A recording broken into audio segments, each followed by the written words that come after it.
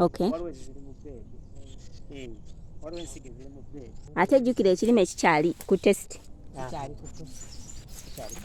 Test yakyo gwako ddi?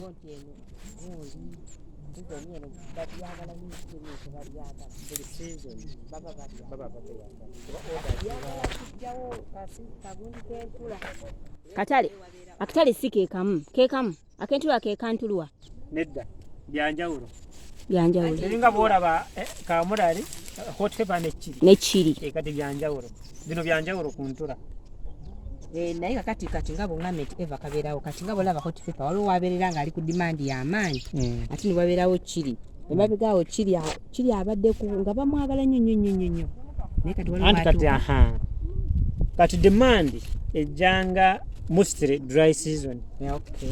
Abalimu abasinga batya ki omusana akasana kabayisa bubi kati ne bagamba katuveeko tunalima ng'enkuba ekomyewo ekyo bulaba nga tebamuteekawo zipayipu zino omulimi ng'ali serious ye alima mu musana nga akatale weketagisa nnyo yaba afulumya awo oba ofunamu nnyo okusinga abano kuba kati enkuba bwetonya buli omu akolaki arashinga nemuba bangi akaba katonya.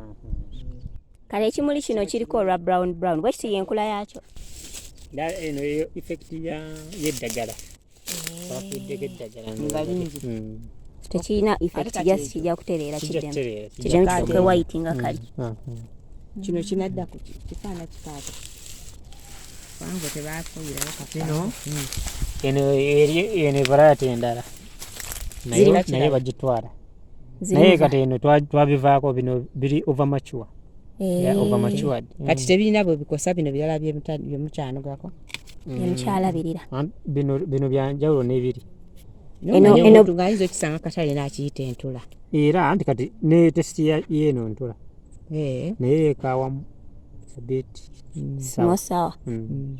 It's more like a hybrid. Eringa entula yaffe eyaloko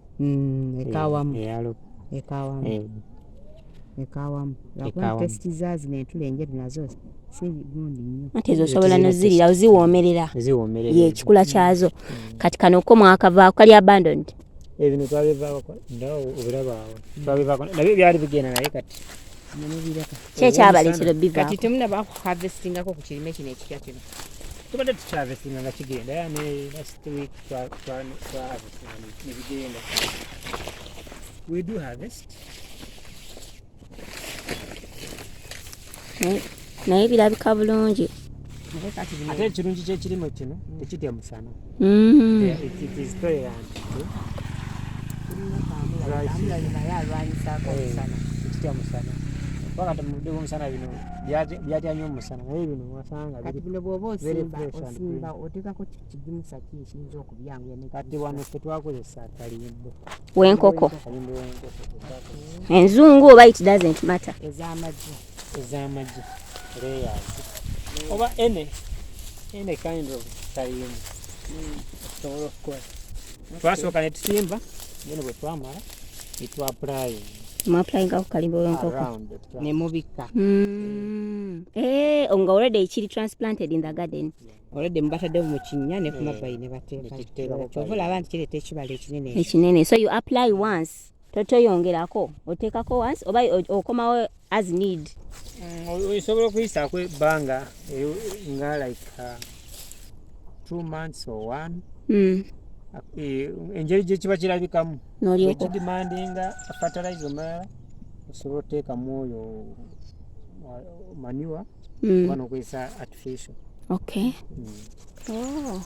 Kati ono Antluwa wonna ng'okuba waliwo twatandikidde n'okudda wano bwe wati occupyinze obunene ki wonna ne ono yenna Antluwa sofa ezo ntula si Antluwa Antluwa naye zirina there are 2 varieties kati ne variety eri closer to ntula eyo eri very close to ntula yo ene kya behaving ng'entula kyeva ekyomusana ene behaving ng'entula nga bw'okitegedde behaving ng'entula kati zonna ne zikolera ddala nga ntuluwa naye embala yaayo esingako ku ntula. Okay, ziteekako nnyo singa entula nnyo zigejja zisobola nazo okutuuka kulino lyetulabye muno ddala naye ezo temukyazinoga musikyo zino twazireka kati mugenda zikozesa ki mujazireka bulesaawo zitwala mu local market nga you sell them as n'entula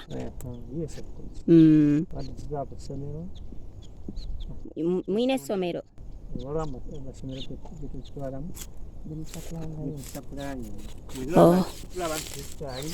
okay kati wenna wambi occupying like how big? This one is like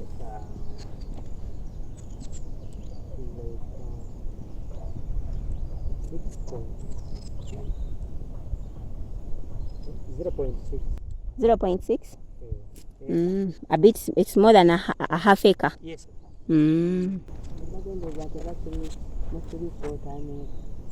Around there.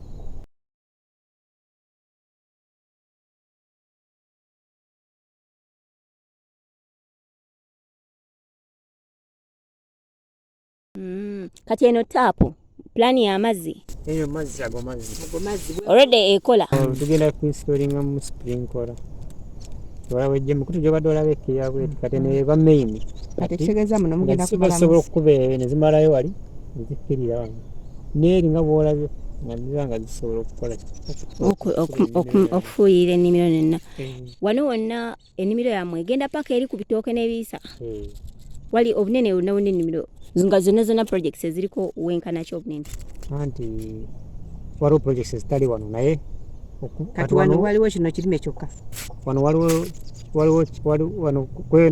kwelino ettaka eryawamu erino kuliko kino Antluwa varieties bbiri kuliko entula kuliko banana plantation kuliko soya bean kuliko ne kasooli kuliko ne avocado hash avocado then kuliko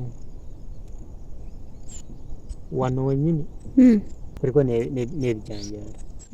All of them are for export or some of them are for the local market? Ebijanjaalo byo byakulya naye the rest are for them. They are, even the banana matooke they are for export. Okay. Bantu bawandi bamugatwala bweru direct bagenda bweru. So wonna walinga like how many acres? Wonna wali mu 9 acres. 9 acres. Yeah. Okay. Akinza pati esinga bino ko bitooke. Pati esinga ya bitooke. Kati zino entulwa mwali muzikunguddemuko bukyamuzisimba. Ogambye mbadde nga ogambye zikungulirwa emyezi ebiri kwezi nga buli wiki okungulamu emirundi emeka? Buli wiki bino okungulamu mirundi gumu. Kati sofa mino manka kungulamu emirundi emeka? Bino twakakungulamu emirundi 7. Kyogambye zo weeks 7. Si myezi ebiri. Kati nga zikyateeta okuvaako oba mwonyongeddeko mugenda kwongerako fertilizer. That means osobola okususa mu myezi ebiri. Biringa entula sobola from the first harvest sobola harvesting for 3 months. Depending on how they are being cared for. Bisobola n'okweza omwaka bwoba obirabiridde bulungi. Mwaka teguwera. Mwaka kiba kisuse. Emyezi 3 oba okyafungula n'okusukkamu according to the way you are managing. Kati okungulawo kyenkana ki waneno mukana akafu? Kati muno tubadde tukungula mu kilo 5. Kilo 5. Kati ababitwala babidde wano wenyini. Atane from 50 to 80. Per week or per harvest? Per harvest. Since harvest is a week.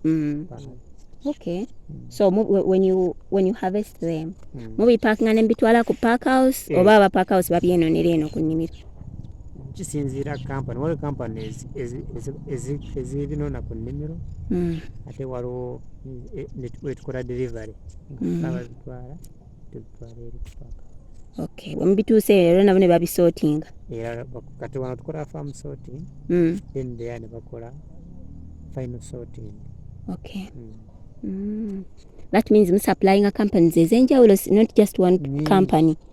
Nga sugar greens. Waliwo hemorrhagistic, waliwo zirwa nyingi, waliwo keke, waliwo go green.